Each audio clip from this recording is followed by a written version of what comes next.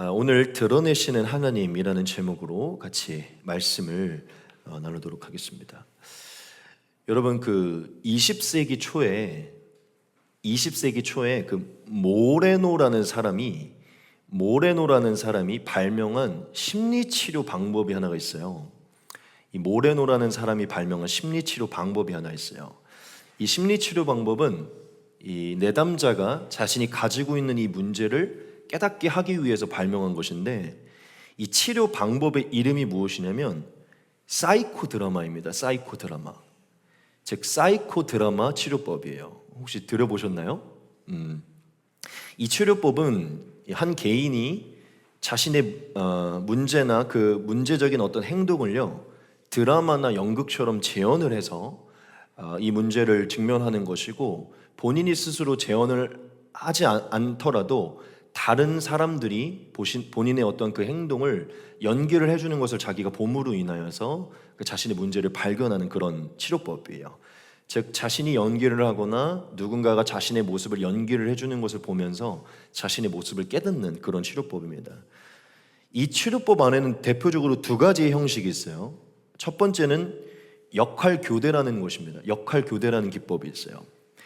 이게 무엇이냐면, 예를 들어 아버지와 아들의 관계에서 문제가 있다면 이 두 가지의 역할을 바꿔보는 거예요. 그러니까 무슨 얘기냐면, 제가 문제가 있는 아버지라고 해봅시다. 아들이 이 아버지 때문에 힘들어해요.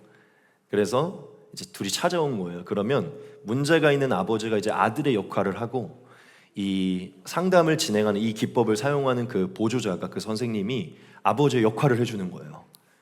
아버지가 했던 말, 어떤 행동, 이것들을 해주는 거고, 그 아버지는 아들의 역할이 돼보는 거예요. 그럼 이제 그 아버지는 아들의 역할을 하면서 뭘 느낄까요?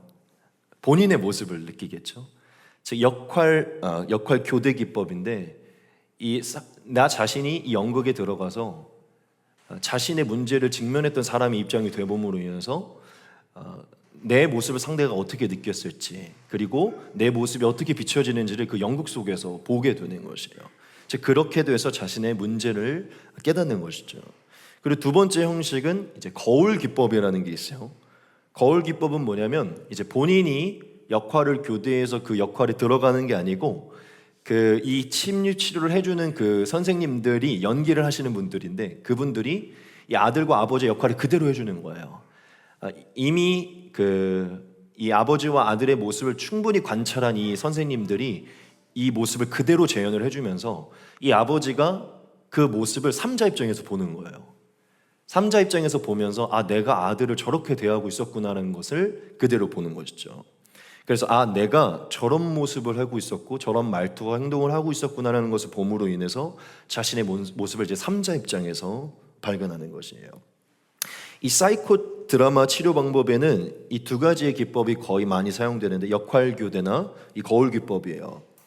근데 이 두 가지 다 사실 동일한 목적을 가지고 있죠. 어떤 기법을 사용하든지 간에 그게 무엇이냐면, 내담자가 가지고 있는 그 문제를 직면하게 만드는 것이에요. 스스로 봄으로 인해서 깨닫게 만드는 것이죠. 많은 사람들이 자신의 관점으로 자신을 보기 때문에 자신의 문제를 잘 깨닫지를 못해요. 그렇기 때문에 자신의 그 문제를 삼자 입장으로 보게 만듦으로 인해서 자신이 어떤 문제가 있는지를 객관적으로 보게 만들어주는 것이죠. 사실 우리도 그렇잖아요. 제가 조금 이제 다른 포인트일 수 있겠지만, 제가 매번 느끼는 게 뭐냐면, 여기서 막 이렇게 설교를 할 때, 난 오늘 너무 설교를 잘한 것 같아라고 이렇게 하고서 내려가요. 집에 돌아가서 다음날 이제 유튜브에 업로드를 하고 영상을 보잖아요. 너무 오그라드는 거예요. 내가 왜 표정을 저렇게 했고, 내가 왜 저렇게 했지? 여기서는 제가 너무 멋있게 했다고 생각해요. 그런데 다음날 가서 유튜브를 보면 제 표정이든 막 제스처, 이게 너무 오그라들고, 그러니까 삼자 입장으로 보니까 안 보였던 것들이 보이는 것이죠. 무슨 얘기냐면, 우리가 본인의 관점으로 보면 문제를 모르지만 본인의 모습을 삼자 입장에서 보면 그게 보이기 시작하는 것이죠. 즉, 이 사이코 드라마의 이 치료 목적은 삼자 입장으로 객관적으로 스스로를 보아서 그 자신의 문제를 직면하게 만드는 것이죠. 여러분, 이 사이코 드라마 치료법이요, 자신의 이 문제를 깨닫는데 아주 탁월한 효과를 가져다 주어서 지금까지도 이 심리 치료 굉장히 많이 쓰인다고 합니다. 그래서 저도 가끔 TV 프로그램이나 유튜브에서 이렇게 부부 갈등 프로그램이나 어떤 관계 개선 프로그램을 보면요, 이 부부들이나 이 사람들이 그걸 연극을 보고 있는 것을 보는 장면을 볼 때가 있어요. 지금도 이 관계 개선이나 그 문제를 직시하기 위해서 이 연극 기법이 쓰이고 있다는 것이죠. 여러분, 이 치료법의 핵심이 무엇일까요? 이 치료법의 핵심. 그렇죠. 이 치료법의 핵심은 제가 거듭 강조했지만 이 치료법의 핵심이 무엇이냐면 자신에게는 문제가 없다고 생각하는 그 사람이 자신이 행하는 그 문제 행동을 그대로 마주하게 함으로 인해서 그게 얼마나 힘든 것인지를 알게 하는 것이에요. 그러니까 핵심은 무엇이냐면 본인이 스스로가 문제가 없다고 여기는 그 부분을 그대로 직면하게 됨으로 인해서 그게 무엇인지를 느끼게 하는 것입니다. 핵심이 무엇이냐면 그대로 보여준다는 것이에요. 그 사람이 하는 모습을 거울로 볼 수 있도록 만들어준다는 것이죠. 여러분, 그럼 왜 사실은 이 기법이 꼭 그 사람을 통해서만 개발된 건지는 모르겠지만 여하튼 이 치료 기법이 왜 개발되었을까요? 그렇죠. 그 이유는 하나예요. 모든 사람들이 자신이 그 동일한 불편함을 겪을 때에만 자신이 갖고 있는 그 문제를 깨달을 수 있기 때문이죠. 이 치료법을 만든 이유는 딱 한 가지예요. 본인이 스스로 겪기 이전에는 자신이 갖고 있는 문제가 얼마나 심각한지를 잘 모르기 때문이에요. 그래서 이 기법은 만들어진 것입니다. 여러분, 이 사이코 드라마 치료 방법을 최초로 개발한 사람은 이 모레노라는 사람인데요. 근데 제가 성경을 보면서 이 치료법을 처음 개발한 분이 따로 있다는 것을 깨닫게 됐어요. 누구일까요? 네, 바로 하나님입니다.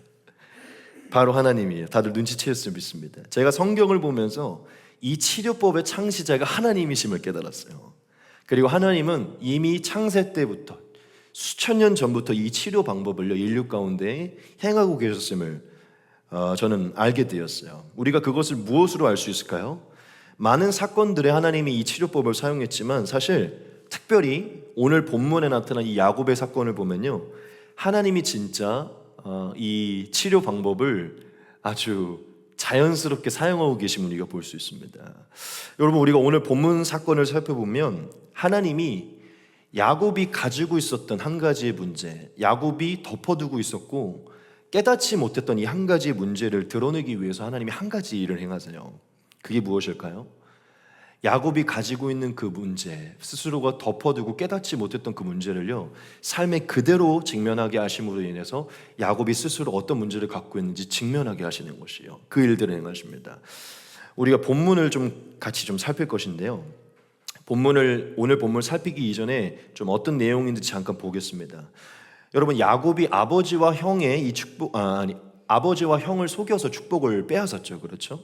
그래서 어떻게 되었죠? 에서의 노여움을 사게 돼서 결국 하란으로 도망을 가게 됐어요. 그래서 정말 정말 엄청 먼 그 거리를 이제 야곱이 걸어서 결국 하란에 도착하게 됐는데, 하란에 도착하게 됐을 때 곧바로 누굴 만나게 됐죠? 라헬을 만나게 됩니다. 라반의 딸인 라헬을 만나게 돼요. 그래서 라헬을 만나서 자연스럽게 라반의 집으로 가게 됩니다. 그가 가려고 했던 그 라반의 집으로 가게 돼요. 그래서 라반은 야곱을 만나고서 이 야곱이 진짜 자신의 가족임을 깨닫고 이 야곱이 라반의 집에서 지낼 수 있도록 만들어줘요. 그런데 여러분 알겠지만 라반에게는 두 명의 딸이 있었어요. 그렇죠? 누구였죠? 네, 레아와 라헬이었어요.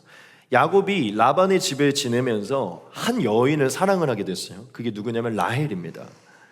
그래서 야곱이 라반의 집에 지내면서 라헬과 결혼을 하고 싶어서 라반에게 라헬을 달라고, 이렇게 아내로 달라고 얘기를 해요. 그랬더니 라반이 흔쾌히 얘기를 합니다. 내가 내 딸 라헬을 너에게 줄 테니 대신 우리 집에 일손이 좀 부족하니 우리의 집에서 7년 동안 나를 좀 섬겨줬으면 좋겠다라고 얘기를 해요. 그래서 라헬을 너무나 사랑했던 야곱은 7년 따위 내가 못 버티겠냐 하면서 7년을 며칠같이 여기면서 라반의 집에서 라반을 섬깁니다. 이후에 7년이 지나고 이제 야곱이 시간이 되었으니 이제 당신의 딸 라헬을 나에게 주십시오 하고 라반에게 말을 했어요. 그래서 라반이 알겠다고 이제 라헬을 주겠다고 말하면서 동네의 모든 사람들을 초대해서 혼인잔치를 열게 됐습니다. 그렇게 혼인잔치가 벌어졌고 그 첫날 밤 이제 야곱이 잠자리에 들게 됐어요. 그래서 야곱은 이제 첫날 밤 이제 아내와의 그 밤을 위해서 방으로 들어갔고 이제 방으로 들어온 이제 아내와 함께 이제 첫날 밤을 보내게 됐어요. 그래서 그렇게 행복한 첫날 밤을 보내고 다음날 아침에 일어났는데 엄청난 일이 벌어졌죠. 자신에게 들어왔던 어젯밤 들어왔던 그 여인, 같이 잠자리를 보낸 그 여인이 자신이 예상한 라헬이 아니라 레아였던 것이에요. 라헬이 들어올 줄 알았는데 라반이 라헬을 보낸 것이 아니라 다른 딸 레아를 야곱에게 준 것입니다. 우리 말씀을 한번 같이 보겠습니다. 야곱이 라반에게 이르되 내 기한이 찼으니 내 아내를 내게 주소서. 내가 그에게 들어가겠나이다. 라반이 그곳 사람들을 다 모아 잔치하고 저녁에 그의 딸 레아를 야곱에게 데려가매 야곱이 그에게로 들어가니라. 라반이 또 그의 여종 실바를 그의 딸 레아에게 시녀로 주었더라. 야곱이 아침에 보니 레아라. 그렇죠? 야곱이 레아인 줄 알고 라헬인 줄 알고 잠자리를 보내는데 알고 보니까 레아였던 거예요. 여러분, 야곱이 왜 이걸 못 깨달았을까요? 저도 좀 찾아봤더니 여러 가지 추측이 있어요.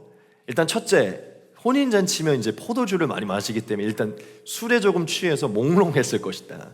그리고 그때 당시에 이제 관습은, 혼례 관습은 우리 옛날 사람들처럼 베일로 두꺼운 베일로 얼굴을 가려서요, 다음날 일어날 때까지도 베일을 안 벗는 경우가 있었대요. 잠자리를 들어서 잠자리를 가질 때까지도. 그러니까 술도 취했겠다, 가려져 있겠다, 잘 알아보지 못했던 것이죠. 그리고 마지막, 이제 이게 제일 사실은 교활한 건데, 라반과 레아가 이것을 사실은 계획한 일이거든요. 계획한 일이에요. 분명히 아마 어떤 목소리를 들었거나 뭘 했으면 알았겠죠, 레아인 줄. 그런데 야곱이 깨닫지 못한 것이죠. 즉 라반과 레아가 철저하게 그 신분을 가려서 할 수 있도록 그 시간을 보낸 것이죠. 아마 야곱에게 술을 많이 먹였을 거라고 생각을 해요, 저는. 여하튼 여러 가지 이러한 것들로 인해 야곱은요, 다음날까지도 함께 잠자리를 한 이 여인이 누구인지 몰랐어요. 다음날 일어나 보니까 레아인 거예요. 그래서 야곱이 너무 화가 나서 다음날 일어나서 라반에게 따졌습니다. 왜 나를 속였습니까? 라고 따졌어요. 그랬더니 라반이 뭐라고 했냐면, 미안하다고 할 줄 알았는데 미안하단 말도 없이 뭐라고 했냐면,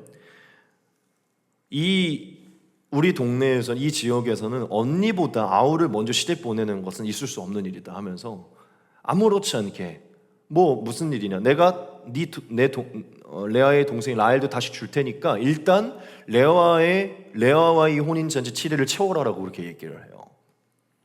그리고 이 7일 뒤에 이 혼인잔치가 끝나면 다시 라헬을 주겠다. 하지만 내가 라헬을 너에게 준다면 또다시 너는 나를 7년 동안 섬겨야 된다라고 이렇게 얘기해요. 같이 한번 보겠습니다. 라반에게 이르되 외삼촌이 어찌하여 내게 이같이 행하였나이까? 내가 라헬을 위하여 외삼촌을 섬기지 아니하였나이까? 외삼촌이 나를 속이시면 어찌 됨이니까? 라반이 이르되 언니보다 아우를 먼저 주는 것은 우리 지방에서 하지 아니하는 바이라. 이를 위하여 7일을 채우라. 우리가 그 돈에게 주리니 네가 또 나를 7년 동안 섬길지니라. 야곱이 너무 어이가 없었지만 라헬에게 완전히 눈이 멀었기 때문에 이 혼인잔치 7일을 채우고요, 결국 또다시 라헬과의 결혼을 하게 됩니다. 그리고 라반의 요구대로 야곱은 라헬을 사랑했기 때문에 라헬을 아내로 얻은 뒤에 또다시 7년 동안 라반을 섬기게 돼요. 그러니까 도합 14년을 아내 때문에 섬기게 된 것이죠. 말씀 보겠습니다. 야곱이 그대로 하여 그 7일을 채우매 라반이 딸 라헬도 그에게 아내로 주고 라반이 또 그의 여종 비라를 그의 딸 라헬에게 주어 시녀가 되게 하매 야곱이 또한 라헬에게로 들어갔고 그가 레아보다 라헬을 더 사랑하여 다시 7년 동안 라반을 섬겼더라. 아멘. 즉 오늘 말씀 본문은요, 딱 한마디로 얘기하면 교활한 이 라반이 교활했던 야곱을 속인 사건이에요. 즉 교활했던 야곱이 속이는 자인 그 이름을 갖고 있던 이 야곱이요, 누군가에게 한 수 더 높은 자에게 속임을 당한 그런 사건입니다. 야곱은 라반의 속임으로 의도치 않게 레아를 얻어야 했고 또다시 7년을 섬기는 그런 수고를 하게 됐어요. 오늘 말씀 본문은 야곱이 왜 두 아내를 얻게 되었고 그의 삶이 왜 라반에게서 그렇게 오랫동안 섬겨야 됐는지를 말해주고 있습니다. 즉 야곱이 속임을 당한 사건을 말해주고 있는 것이죠. 여러분, 야곱의 삶에 왜 이 사건이 발생했을까요? 사실 이 사건이 있기 전에 하나님이 베델에서 야곱을 만나 주셔서 이렇게 말씀하셨죠. 네가 어디로 가든지 내가 너를 지킬 것이다, 이렇게 말씀해 주셨죠. 하나님이 야곱을 지키신다고 하셨는데 왜 사실 조금은 비극적인 사건이잖아요. 인생에서 제일 중요한 아내가 속여지는, 인생에서 제일 중요한 결정이 어긋나는 사건이잖아요. 왜 왜 야곱에게 이런 사건이 발생했을까요? 하나님 지키신다고 하셨는데, 하나님이 야곱에게 무언가를 깨닫게 하기 위해 사실 이 사건을 허용하신 것입니다. 제가 여러분들에게 오늘 여기서 강조하고 싶은 게 있는데, 이 사건은요, 하나님이 계획한 것은 아니지만 하나님이 야곱의 삶에 허용하신 것이에요. 야곱에게 무언가를 깨닫게 하기 위해서 허용하신 사건이라는 것이죠. 여러분, 이 사건이 하나님이 계획한 일일까요? 그렇지 않아요. 이 사건은 누가 계획한 거냐면 라반이 계획한 거예요. 라반과 레아가 계획한 것입니다. 즉 라반의 탐욕으로 인하여서 비롯된 일이었어요. 그런데 하나님은요, 이렇게 라반의 탐욕적인 이런 속임을 놔두시고 야곱의 삶에 허용하시면서 야곱이 이 사건을 경험하게 하셨어요. 왜 하나님이 야곱에게 이 사건을 경험하게 하셨냐? 하나님은 이것을 허용하게 하시면서 이 탐욕스러운 라반의 속임을 허용하시면서까지 야곱의 어떤 부분을 다듬기를 원하셨기 때문이죠.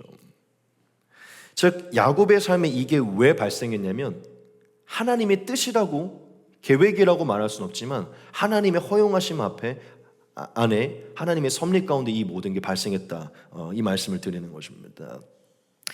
여러분, 하나님이 야곱을 축복해 주셨잖아요. 그렇죠? 하나님이 야곱을 축복해 주셨어요. 하나님이 야곱을 택하셨고 그를 축복하기 원하셨어요.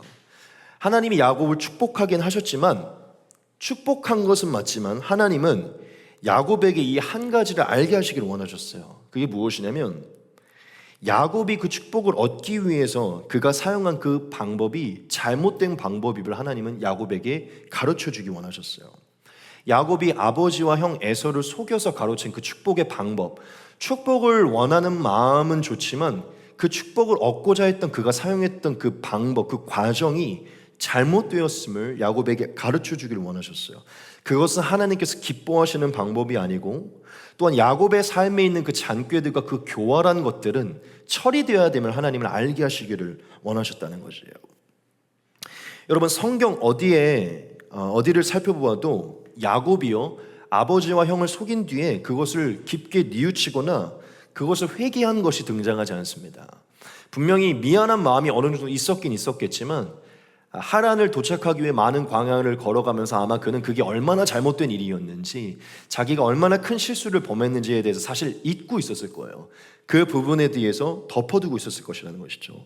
즉 저는 짐작이지만 야곱이 자신이 아버지와 형을 속였던 이 속임의 사건을요, 그렇게까지 깊게 생각하고 있지는 않았을 것이에요. 왜냐하면 이미 축복을 받았고 이미 그들을 떠났기 때문이죠. 하지만 하나님은 그것을 잊지 않고 있었어요. 하나님은 야곱이 가지고 있었던 하나님의 축복의 도구로 서야 되는데, 그 축복의 도구 안에 있었던 그 처리되어야 되는 그 잔꾀의 문제들이 처리되어야 됨을, 야곱이 이것을 깨닫고 회개해야 됨을 하나님은 기억하고 있었어요. 그래서 하나님은 야곱이 가지고 있었던 그 속이는 기질들과 잔꾀들과 그 교활한 방법들이 얼마나 악한 것인지를 그에게 직면하게 하기 위해서 하나님은 라반을 통하여서 이 사건을 그에게 허락하신 것입니다. 여러분, 하나님이 야곱에게 허락한 이 사건을 보면요, 진짜 하나님이 야곱에게 완벽하게 우리가 서론에서 나눴던 이 사이코 드라마 치료법을 행했음을 볼 수 있어요. 즉 야곱이 어느새 잊고 있던, 어느새 덮어두고 있던 그 본인의 안에 있는 그 잔꾀들, 기질들, 그 속이는 그 죄의 본성들을요 직면하게 하기 위해서 하나님이 야곱에게 사이코 드라마의 치료법, 이것을 정확하게 사용했음을 알 수 있어요. 여러분, 라반이 야곱을 속인 이 사건을 보면요, 진짜 야곱이 아버지와 형 에서를 속인 사건과 완벽히 똑같음을 볼 수 있습니다. 자, 우리가 여기서 야곱의 사건과 이 라반의 사건이 얼마나 똑같은지 한번 잠깐 볼 것인데요, 여러분, 야곱이 축복을 가로챌 때 누가 이것을 진두지휘해서 함께 했죠? 리브가가 함께 했어요. 그렇죠? 리브가가 야곱과 함께 이것을 함께 했어요. 자, 레아가 야곱의 아내가 되기 위해서 이것을 진두지휘한 사람이 누구죠? 라반이에요. 그의 부모인 라반이라는 것이죠. 즉 라반이 진두지휘에서 레아를 야곱의 품에 놓았고요, 리브가가 진두지휘에서 야곱을 이삭 앞으로 데리고 왔어요. 여러분, 리브가와 야곱이 속였고 라반과 레아가 속인 것입니다. 그렇죠? 야곱은요, 축복을 가로채기 위해서 신분을 감췄어요. 털 많은 에서처럼 변장을 하고 목소리도 흉내를 내고 많은 것들을 변장을 했어요. 누구인 것처럼 보이려고, 에서인 것처럼 보이려고. 여러분, 레아가요, 야곱에게 들어갈 때 온갖 변장을 하고 라헬처럼 들어갔습니다. 라헬인 척 변장하여 야곱에게 들어간 것이죠. 여러분, 이삭이요, 나이가 많아서 분별하지 못하고 결국 야곱에게 축복을 했고요, 야곱은 술에 취하고 또한 여러 가지들로 인해서 분별하지 못하고 레아와 잠자리를 가졌어요. 여러분, 야곱과 에서 두 사람이 있었듯이 레알과 라헬 두 사람이 있고요, 그 사이에 리브가가 있었듯이 그 사이에 라반이 있습니다. 그들이 변장했던 것처럼 이들도 변장을 해요. 여러분, 야곱이 겪은 사건을 보면요, 완벽히 그가 했던 상황과 똑같습니다. 여러분, 이렇게 보니까 진짜 보이시죠? 하나님이요, 야곱이 했던 그 상황을 그대로 마주하게 하십니다. 여러분, 오늘 말씀 25절에 보면 야곱이요, 이 상황을 겪고서 라반에게 이렇게 얘기를 해요. 뭐라고 얘기하냐면, 외삼촌이 어찌하여 내게 이같이 행하였나이까? 나를 속이심이 어찌미니까? 이렇게 얘기를 해요. 같이 한번 보겠습니다. 라반에게 이르되 외삼촌이 어찌하여 내게 이같이 행하셨나이까? 내가 라헬을 위하여 외삼촌을 섬기지 아니하였나이까? 외삼촌이 나를 속이심이 어찌 됨이니까? 이렇게 얘기를 해요.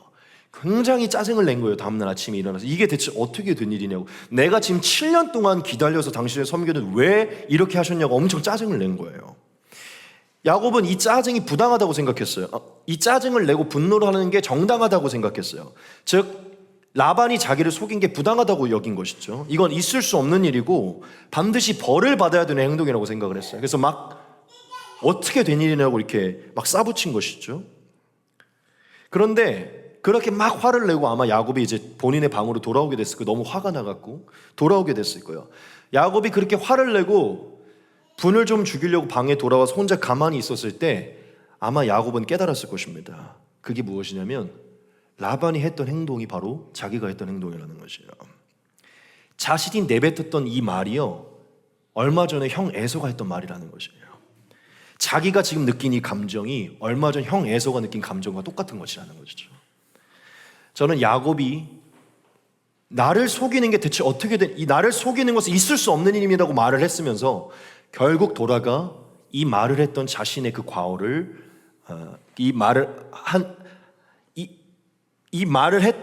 라반과 동일한 이 모습을 했던 본인을 야곱은 깨달았을 것이에요.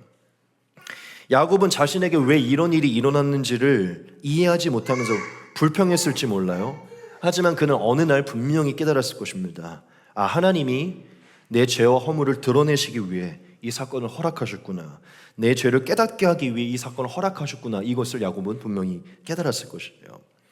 즉 제가 여러분들에게 드리고 싶은 게 무엇이냐면, 하나님은 진실로 야곱이 어느새 덮어두고 있고 회개치 않은 그 안에 처리되어야 되는 죄의 문제를 처리하기 위해서요, 야곱에게 그가 했던 동일한 일을 마주하게 하시면서 야곱이 덮어두고 있던 것을 드러내셔서 깨닫게 하셨다는 것이죠. 여러분, 우리가 이 야곱의 사건을 통해서요, 하나님이 우리의 삶에 허락하시는 게 무엇인지를 깨달아야 돼요. 여러분, 하나님은요, 매일은 아니시겠지만 종종 우리 안에 있는 것들을 드러내시기 위해서요, 우리의 삶의 여러 가지 상황들을 마주하게 하십니다. 그 상황들을 통해서 우리 안에 있는 것들을 직면하게 하신다는 것이에요. 여러분, 우리가 말씀을 볼 때 늘 기억해야 되는 게 있어요. 그게 무엇이죠? 성경에 기록된 모든 인물들은 우리를 예표하고 있고 우리가 따라야 되는 것이고, 이 인물들 가운데 역사하신 하나님의 역사는 우리의 삶에 그대로 역사가 된다는 것이에요. 여러분, 야곱의 사건은요, 우리의 사건입니다. 야곱이 바로 우리이기 때문이죠. 이게 확실하다면 하나님이 야곱을 다루시기 위해 야곱 안에 있는 그 어두움들을 드러내고 그것을 처리하시기 위해 하나님께서 행하신 일들은요, 오늘날 크리스천들에게 하나님이 행하시는 그 일들과 같아요. 여러분, 하나님이 우리 크리스천들을 부르신 목적이 무엇이죠? 하나님이 우리를 부르신 가장 주된 목적은 우리가 예수 그리스도의 형상에 이르러야 되기 때문이에요. 믿으십니까? 우리가 예수님의 형상의 그 성화에 이르러야 되기 때문에 우리를 부르신 것이에요. 여러분, 야곱이 마지막에 그의 말년에 보면 속이는 자였던 야곱의 이름이 이제는 이스라엘로 바뀌게 되죠. 이제는 속이는 자가 아니라 하나님과 함께 승리하는 자, 하나님의 다스림을 받는 자로 이름이 변화되게 돼요. 이것은 예표입니다. 죄인이었던 우리가 의인으로 변화되는, 죄인이었던 우리가 예수님을 닮아서 영화에 이르고 성화에 이르서 영화에 이르는 그것을 예표해요. 야곱의 삶은 그리스도인들의 성화를 예표하고 있어요. 즉, 하나님이 저와 여러분들의 삶의 주된 목적은, 우리를 부르신 목적은 결국 우리 안에 있었던, 우리가 예수님의 부르심을 받았을 때 옛사람의 여전한 그 죄의 본성들과 그런 것들을요, 하나님이 드러내시고 교정시키셔서 예수님의 영광스러운 모습으로 변화시키는 것이에요. 하나님은 우리에게 이 목적을 가지고 있어요. 그렇기 때문에 하나님이 우리의 삶에 이 목적을 이루시기 위해서 우리의 삶에 행하시는 것이 있습니다. 그게 무엇이냐면, 우리의 삶에 여전히 남아있는 이 죄악된 본성들, 행위들, 또 우리의 삶에 무질서한 것들, 뒤틀려지고 어그러진 것들, 이것들을요 직면하게 하시는 것이에요. 우리가 변화되지 않는 것들을 직면하게 하셔서 그것들을 드러내셔서 우리의 삶에 그것들을 변화시키도록 마주하게 하신다는 것입니다. 마치 야곱에게 이 상황을 마주하게 하셔서 덮어두고 있던 걸 드러내셔서 알게 하시듯이요, 하나님은 우리가 예수님의 모습에 이뤄야 되기 때문에 예수님의 모습으로 닮아가는데 변화되지 않는 것들을 삶에서 마주하게 하신다는 것이에요. 여러분, 하나님은 우리의 아버지시잖아요. 그렇죠? 그래서 우리를 너무 잘 알고 계세요. 우리 모두가 자기 중심적으로 살아가고 자기 중심적으로 판단한다는 것을 잘 알고 있어요. 그래서 우리가 자기 중심적으로 바라봄으로 인해서 스스로 범한 그 죄악들도 잘 깨닫지 못한다는 것을 하나님은 알고 계세요. 하나님은 우리가 스스로 범한 그 죄를 잘 깨닫지 못한다는 것을 잘 알고 계셔서 우리에게 이 깨닫지 못함을 깨닫게 하기 위해서 행하시는 일이 있어요. 그게 무엇인지 아십니까? 네, 우리에게 동일한 상황을 마주하게 하시는 것이에요. 동일한 상황을 마주하게 해서 자신의 그 죄성을 삼자 입장에서 보게 만드는 것입니다. 여러분, 하나님은요, 성도들이 자신의 죄를 깨닫고 회개하고 돌이키게 하기 위해서요, 덮어두고 있는 그것들을 마주할 수 있는 상황을 보게 하신다는 것이에요. 오늘 야곱의 사건은 저와 여러분들에게 하나님이 성도들 가운데 행하시는 그 일이 무엇인지를 말씀하고 있어요. 여러분, 우리의 삶에 우리가 예상하지 못한 상황들을 마주할 때가 많이 있잖아요. 그렇죠? 너무 짜증나고 피하고 싶은 상황들을 마주할 때가 있어요. 지금 야곱이 얼마나 짜증이 났습니까? 정말 중요한 것들인데 일그러지고 어그러지는 그런 사건들을 맞이할 때가 있어요. 그리고 내 예상과 너무 반대로 흘러가는 것들을 마주할 때가 있어요. 이후에 얘기가 있기 때문에 여기선 이 부분만 말씀드릴게요. 우리가 이러한 상황을 맞이할 때 가장 먼저 자신을 주의 깊게 돌아봐야 됩니다. 자신을 주의 깊게 돌아봐야 된다는 것이에요. 이 상황들로 인해서 내가 깨달아야 될 것이 무엇인지를 가장 먼저 돌아봐야 돼요. 왜냐하면 오늘 야곱의 사건을 통해서 우리가 알 수 있듯이 어쩌면 하나님은 이 사건들을 통해서 어느새 내가 덮어두고 있는 것들을 드러나게 하실 수 있기 때문이죠. 하나님이 우리의 삶에 허락하시는 모든 상황이 사실은 우리 안에 있는 어떤 죄를 드러내려고 하는 그런 것은 아닙니다. 그렇죠? 그런 것을 하나님이 우리에게 매번 허락하시진 않을 것이에요. 하지만 오늘 야곱의 사건으로 우리가 일단 이 포인트를 잘 기억해야 되는 것은, 우리가 계속 회개치 않고 변화되지 않고 덮어두고 있다면 하나님은 그 동일한 상황을 마주하게 하면서까지 이것을 드러내게 하신다는 것이에요. 우리를 불편하게 만들고 곤란스러운 상황으로 이끌어 가시면서까지 이것들을 직면하게 하시고 해결하게 하신다는 것이죠. 우리가 이전에 행했던 그 죄악들과 불의한 행동을 그대로 마주하게 하면서 직면하게 하셔서 깨닫게 하신다는 것이에요. 제가 이 설교를 하면서 제가 확신을 갖는 것은요, 이것은 진짜 하나님이 사용하신 일이라는 거예요. 이건 제가 살아가면서 진짜 많이 경험한 일입니다.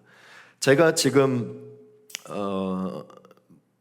여러 가지로 하나님 안에서 살아가면서 진짜 제가 예전에 했던 그대로로 하나님이 보여주시는 것을요 많이 경험하고 있어요. 정말입니다.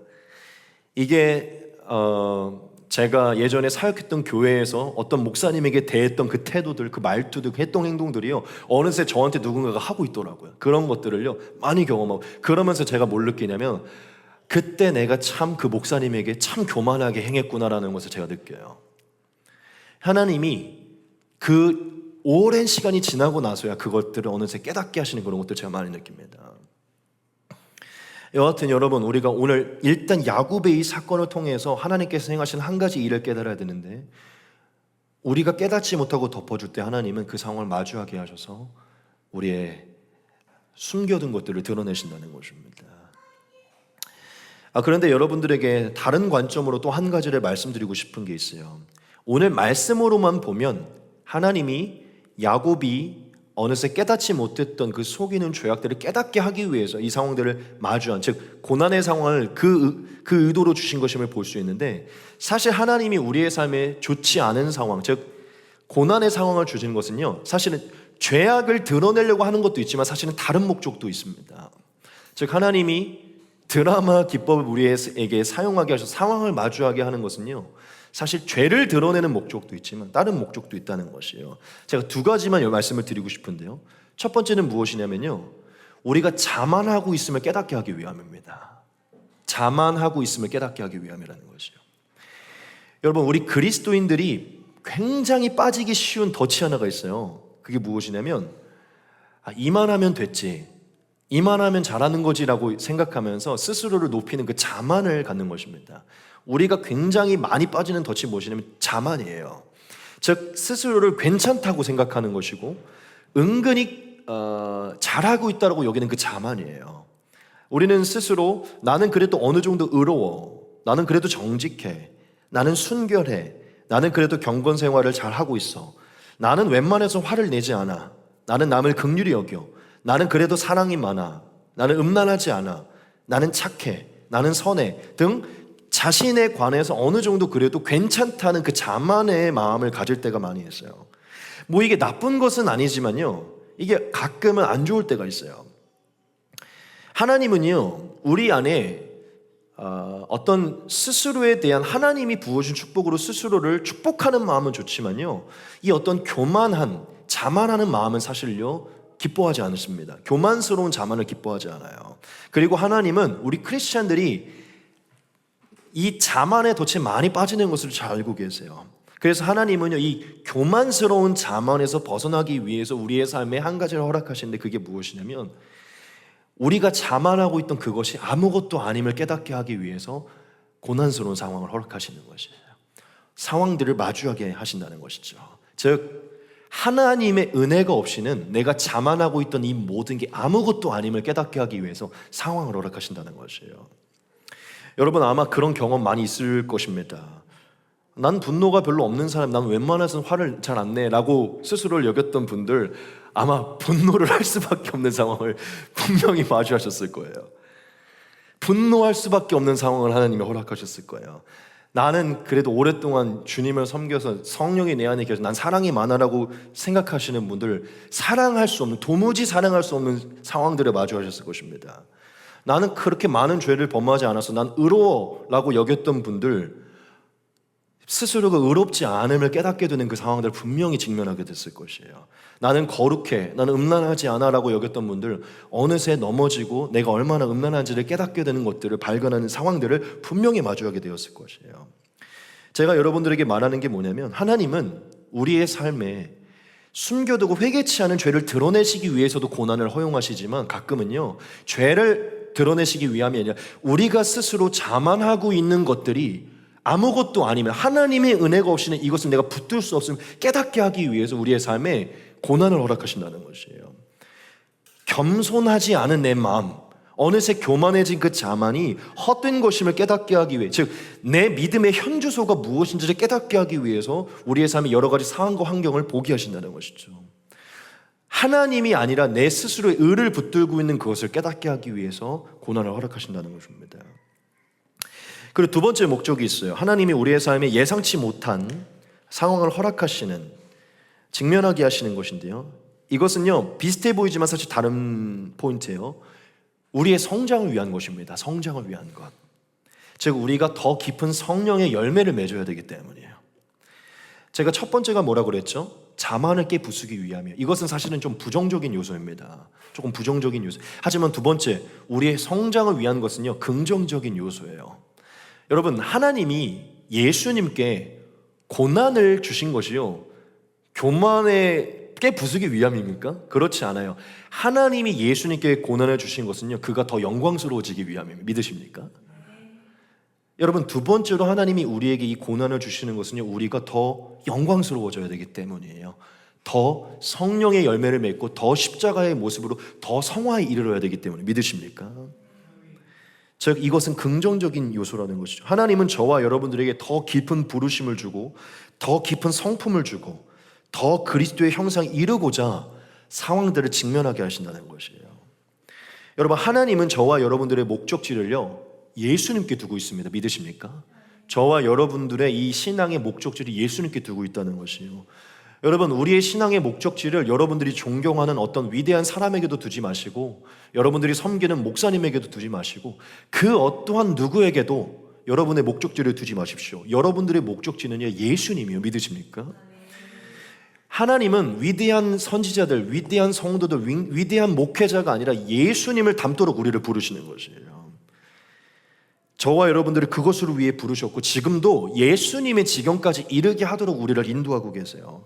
저와 여러분들이 예수님만큼 사랑할 수 있는 자리로, 예수님처럼 용서할 수 있는 자리로, 예수님처럼 가끔은 악에 침묵할 수 있는 자리로, 예수님은 마지막 죽음 앞에서까지도 한 번도 불평하지 않으시죠.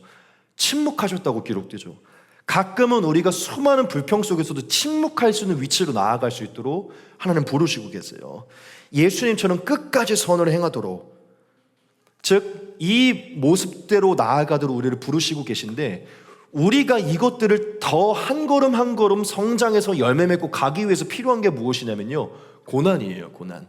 예수님이 당하셨던 것 같은 고난이라는 것이죠. 여러분, 우리가 우리의 삶의 어려운 문제들을 경험하면 경험할수록 그 문제에 대한 여유가 생기게 됩니다. 하나님이 우리의 삶에 고난을 허락하시는 것은요, 우리가 예수님 같은 여유로운 성품을 가져서 그분의 형상에 이르는 지경까지 나아가야 되기 때문이에요. 이 고난을 통과할 때, 하나님이 허락한 이 고난을 통과할 때 우리는 그 다음에 훨씬 더 큰 성령의 열매가 맺히기 때문이죠. 할렐루야. 즉 제가 여러분들이 강조한 게 무엇인지 알 줄 믿습니다. 하나님이 우리의 삶에 이 사이코 드라마의 기법을 사용하시는 목적은요, 가장 첫 번째는 우리의 숨겨둔 죄를 드러내서 직면하기 위함인데, 그것 이외에 우리의 죄 때문이 아닌 다른 목적으로도 하나님은 우리의 삶에 고난스러운 예상과 다른 상황을 마주하게 하시는데, 그것은 우리의 자만을 부수기 위함이고 우리가 더 큰 성령의 열매를 맺어 예수님의 형상에 이르러야 되기 때문입니다. 할렐루야. 제가 오늘 야곱의 사건은요, 저와 여러분들에게 하나님이 오늘날 모든 성도들에게 행하시는 그 일이 무엇인지를 말하고 있는 것이에요. 여러분, 이 모든 것이 하나님의 일이심을 기억하시고 믿으셨다면 마지막으로 이 한 가지를 기억하십시오. 그게 무엇이냐면, 하나님이 이 세 가지의 목적으로 우리에게 이 고난스러운 상황을 허락하시는 것은요, 다 하나님의 사랑에 기반된 것이라는 것입니다. 우리를 향한 선한 목적을 위해 사랑으로 허락된 것이라는 것이에요. 여러분, 우리가 이 관점을 빼놓고 보면요, 하나님이 굉장히 그냥 흥미로운 분으로만 여길 수 있어요. 여러분, 하나님이 야곱이 라반에게 속임을 당하게 한 것이요, 야 야곱, 너는 도무지 깨닫지를 못하는구나, 어디 한번 쌤통을 당해서 이것을 깨달아봐라, 이렇게 한 것처럼 보일 수도 있어요. 하나님은 근데 이런 의도로 야곱에게 라반의 이 사건을 허락한 것이 아닙니다. 하나님은 야곱을 사랑하십니다. 믿으십니까? 야곱을 택했고 그를 사랑하시고 그를 영광의 도구로 택하셨어요. 그렇기 때문에 하나님은 야곱이 하나님의 축복의 도구로 택함은 받았지만 그 도구로 나아갈 때 온전치 못한 기질들과 성품들과 잔꾀들과 죄성들이 처리되어야 됨을 알고 있었어요. 그것이 그에게 있음이 잘못된 것이고 그것이 있음을 안타까워하셨다는 것이죠. 즉 하나님이 라반의 사건으로 이것을 마주하게 한 것은 쌤통을 당하라는 것이 아니라 하나님이 그의 삶에 자연스럽게 그것을 드러나게 하심으로 야곱이 온전한 길로 나아가도록 한 것입니다. 즉 하나님의 축복의 도구가 되도록 준비시킨 것이라는 것이죠. 야곱이 그 사건을 통해서 내 안에 속임이 있었구나, 이것은 잘못된 것이고 하나님이 나 이것을 깨닫게 하시는구나, 내가 다시는 누군가를 속이지 않으리라, 이것을 깨닫고 예전의 죄로 돌아가지 않도록 하나님이 하신 사랑의 도구라는 것이죠. 그리고 하나님이 저와 여러분들의 삶에 자만을 꺾으시는 것도요, 너 왜 이렇게 교만하니? 한번 좀 기 좀 죽어봐, 이렇게 행하시는 것이 아니에요. 우리가 이 자만을 가지고 있으면 하나님의 은혜를 묵상하지 못하면 더 이상 성장할 수 없기 때문에 하나님은 우리의 자만을 꺾으시는 것이고 우리의 겸손의 위치로 나아가게 하시고, 또한 그 이후에 그 자만이 꺾여져 부드러운 마음으로 성령의 열매를 맺을 때 우리에게 성장이 있기 때문에 하나님은 우리에게 더 큰 성화의 길로, 더 큰 영광의 길로 부르시기 위해서 우리에게 이것을 허락하시는 것입니다. 즉 하나님이 이 세 가지의 목적으로 고난을 허락하시는 것이 절대로 그냥 우리에게 악한 마음으로 허락하는 게 아님을 우리는 기억해야 돼요. 우리가 더 하나님의 나라를 경험하고 하나님의 성품을 경험할 수 있게 하기 위해서 우리에게 이것을 주신다는 것이죠. 여러분, 하나님이 우리를 사랑하시고 언제나 그분은 선하셔서 선한 계획을 가지고 계시고 그분의 모든 뜻은 우리를 아름답게 빚으시는 것임을 깨닫기를 소망합니다. 그렇기 때문에 그분의 손 안에서 허락되는 모든 것은요 다 사랑에 기반된 것임을 우리 깨닫기를 소망합니다. 여러분, 우리가 이것을 깨닫는다면 우리의 삶에 어떤 상황이 닥친다고 하더라도 우리는 불평을 멈추게 될 것이에요. 모든 상황이 다 하나님의 계획 안에 있음을 믿기 때문에 불평을 멈추게 될 것이에요. 만약 우리가 이 세 가지의 목적 중 무엇인지는 모르겠지만 고난스러운 상황을 마주하게 된다면 우리는 가장 먼저 무엇을 하게 될까요? 내 실수가 무엇이고 내 죄가 무엇인지 돌아보게 될 것이에요. 이 고난 속에서 내가 자만하고 있었는데 견디지 못하는 게 무엇인지 돌아보게 될 것이에요. 이 고난 속에서 내가 예수님이라면 이 상황에서 어떻게 했을지, 예수님의 성품은 여기서 어떻게 발휘되는지를 묵상하면서 예수님의 길로 나아가게 될 것입니다. 믿으십니까? 이 세 가지의 목적이 사랑 안에 기반되었고 이 세 가지의 목적이 다 하나님의 영광을 위한 것임을 깨닫는다면 어떠한 상황이 와도 우리는 불평하지 않을 것이에요. 왜냐하면 결국 이 모든 것을 통해서 예수님의 형상으로 나아갈 것이기 때문이죠. 여러분, 우리가 지금 어떠한 상황이 닥친다고 하더라도 여러분, 우리는 예수님을 묵상해야 돼요. 주님이 나에게 깨닫게 하시는 것이 무엇인가, 더 열매 맺게 하려고 하는 것이 무엇인가, 더 성장시키려고 하시는 것이 무엇인지를 묵상해야 돼요. 그렇게 될 때 우리는 이 모든 상황들 속에 불평이 사라지게 돼 도리어 하나님의 목적을 깨닫게 되는 것이죠. 제가 이렇게 설교하고 있지만 사실 어려운 거예요. 너무 어려운 것이죠. 저 사실 찔리는 게 많습니다. 불평하고 있고 하고 있는 게 많지만 뭐 안 돼도 어떻게 합니까? 우리는 또다시 그렇게 묵상하고 나아가야죠. 여러분, 어떤 상황이 여러분들에게 펼쳐진다고 하더라도 절대 무너지지 않으실 것이에요. 왜냐, 여러분들이 이 하나님의 확실한 목적과 계획을 깨닫는다면 어떠한 것도, 그게 정말 죽음의 문제일지라도 죽음 속에서도 예수님의 행하심을 따라가서 우리는 그 죽음 속에서도 그리스도의 형상을 이루게 될 것입니다. 결국 저와 여러분들은 어떤 칼이 날라오고 어떤 돌이 날라와도요 결국 예수님을 닮아가는 자리로 나아가게 될 것이에요. 무엇도 우리가 악을 행하도록, 불평을 행하도록 만들 수가 없다는 것이죠. 믿으십니까? 여러분, 로마서에 보면 이런 말씀이 있습니다. 같이 보겠습니다. 우리가 알거니와 하나님을 사랑하는 자 곧 그의 뜻대로 부르심을 입은 자들에게는 모든 것이 합력하여 선을 이루느니라. 하나님이 미리 아신 자들을 또한 그 아들의 형상을 본받게 하기 위하여 미리 정하셨으니 이는 그로 많은 형제 중에서 맏아들이 되게 하심이라. 또 미리 정하신 그들을 또한 부르시고 부르신 그들을 또한 의롭다 하시고 의롭다 하신 그들을 또한 영화롭게 하셨느니라. 아멘. 여러분, 하나님이 사랑하는 모든 이들은요 삶에 일어나는 모든 일들이 합력하여서 선을 이룬대요. 근데 이 선이 무엇이냐? 그 다음 구절을 보면 이 선은, 하나님이 우리의 삶에 허락하시는 가장 위대한 선은요 하나님의 아들인 예수님의 형상을 본받는 자리로 나아가게 한다는 것입니다. 저와 여러분들의 삶에 좋은 일이 있든 안 좋은 일이 있든 어떤 일이 있든 그 모든 것은 합력하여 하나의 목적으로 이끌고 가는데 하나님의 아들이신 예수님의 모습을 담는 곳으로 인도한다는 것이에요. 제가 옛날에 맨 처음 하나님을 믿었을 때 이 말씀을 약간 이런 식으로 해석을 했어요. 하나님은 모든 상황들을 다 합력하여 선을 이루어서 내가 이루는 그 꿈을 이루어 주시는 분, 모든 내 삶에는 내가 어떤 일이 일어나도 다 하나님이 합력하여서 내가 생각하는 그 꿈을 이루어 주실 거야, 막 이렇게 생각을 했었어요. 어떤 부분에서 그러한 해석이 틀리지 않았다고 생각합니다. 하나님 그렇게 하실 때도 있으시죠. 어떤 세상의 비전, 어떤 꿈을 이루기 위해 선을 이루어 주시는, 합력하여서. 그런데요 가장 근원적인 성경이 말하고 있는 하나님이 협력하여 이루는 선은요 예수님의 형상을 이루는 것입니다. 믿으십니까? 어떠한 사건으로든지 우리를 예수님의 모습으로 이끌어 간다는 것이에요. 그게 가장 위대한 선이라는 것입니다.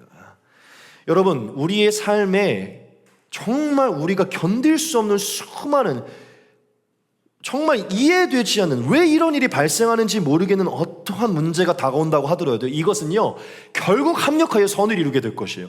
이 사건들은 우리 안에 그리스도의 형상을 만들게 될 것입니다. 그것들을 견디고 이겨내고 그 십자가를 지고 이겨낼 때요 우리 안에 이전과 다른 예수님의 생명이 머물게 될 것이에요. 할렐루야. 그러니 여러분, 어떠한 상황이 펼쳐지든 불평을 멈추시고, 어떠한 상황이 펼쳐지든 회피하려는 마음을 멈추시고, 그 모든 것을 통해 예수님께 나아가시기 바랍니다. 사탄으로 나아가지 마시고 예수님께 나아가십시오. 악으로 나아가지 말고 선으로 나아가십시오. 할렐루야. 선이 무엇입니까? 예수님을 닮아가는 것이. 할렐루야. 결국 저와 여러분들이 어떠한 사건이 다가와도, 어떤 악함이 다가와도 그것을 선으로 이기는 것은 그 악함 속에서 예수님이 행하셨던 그 모습을 그대로 행하는 것이요, 그게 바로 선입니다. 할렐루야. 저와 여러분들이 어떠한 상황을 마주하고 하나님이 우리의 삶에 어떠한 상황을 마주하게 하더라도 이 말씀을 기억해 우리가 나아간다면요 우리는 똑같은 악을 범하고 똑같은 죄를 범하고 똑같은 좌절 속에 우리는 머물지 않을 것입니다. 즉 하나님은 오늘 야곱의 사건으로 이 엄청난 큰 교훈을 저와 여러분들에게 주신다는 것이죠. 하나님이 야곱에게 그 상황을 마주하게 하셔서 그 상황을 협력하여 야곱에게 이루려고 했던 것은요 그가 더 이상 속이지 않는 이스라엘이 되기로 하기 위한 하나님의 계획이었다는 것이죠. 그러므로 여러분 마지막 이 말씀 하나 기억하시기 바랍니다. 너희를 박해하는 자를 축복하라. 축복하고 저주하지 말라. 즐거워하는 자들과 함께 즐거워하고 우는 자들과 함께 울라. 서로 마음을 같이하며 높은 데 마음을 두지 말고 도리어 낮은 데 처하며 스스로 지혜 있는 채 하지 말라. 아무에게도 악을 악으로 갚지 말고 모든 사람 앞에서 선한 일을 도모하라. 할 수 있거든 너희로서는 모든 사람과 더불어 화목하라. 내 사랑하는 자들아 너희가 친히 원수를 갚지 말고 하나님의 진노하심에 맡기라. 기록되었으되 원수 갚는 것이 내게 있으니 내가 갚으리라고 주께서 말씀하시니라. 네 원수가 줄이거든 먹이고 목마르거든 마시게 하라. 그리함으로 네가 숯불을 그 머리에 쌓아놓으리라. 악에게 지지 말고 선으로 악을 이기라. 아멘. 이 말씀이 바로 예수님이 하신 말씀입니다. 이 14절부터 21절까지 한 것이요 예수님이 하신 일이에요. 바울은 예수님이 행했던 것처럼 우리가 행하기를 원합니다. 어떠한 악한 상황, 어떠한 고난이 와도요 어떠한 원수가 우리를 괴롭혀도 우리는 그 안에서 예수님의 뜻을 발견하고 행해야 된다는 것이죠. 여러분 정리하겠습니다. 오늘 하나님이 야곱의 사건으로 저와 여러분의 삶에 보여주시는 가장 첫 번째는요 하나님은 우리 안에 있는 죄성, 기질, 온전치 못한 성품들, 그 모든 어둠과 악을요 드러내시게 하기 위해 가끔은요 우리의 삶에 이것들을 마주할 수 있는 상황, 우리가 깨닫게 하는 상황들을 마주하게 하신다는 것이, 그 상황들로 인해 우리에게 내 모습이 어떤지 깨닫게 하신다는 것이, 여러분 꼭 기억합시다. 하나님이 우리에게 이 일들을 행하신다는 것이, 만약 하나님이 저와 여러분들의 삶에 우리의 죄성을 드러내게 하는 이 사건을 보이신다면요 여러분 총명과 명철을 가지고 지혜를 가지고 그 사건을 받아들이셔서 회개하시고 다시는 그 죄로 돌아가지 마시기 바랍니다. 만약 우리가 그 죄를 회개하지 않는다면 그 상황은 또다시 찾아오게 될 것이에요. 그리고 또한 하나님은 저와 여러분들의 삶에 예상치 못한 고난을 두 가지의 목적으로 사용하시는데, 어느새 하나님의 은혜가 아닌 자신의 의를 붙들고 있던 우리의 자만을 부수기 위함이고, 또 마지막 우리가 더 큰 부르심과 더 큰 성품과 더 큰 자리로 나아가야 되기 때문에, 더 큰 형상에 이르러야 되기 때문이라는 것입니다.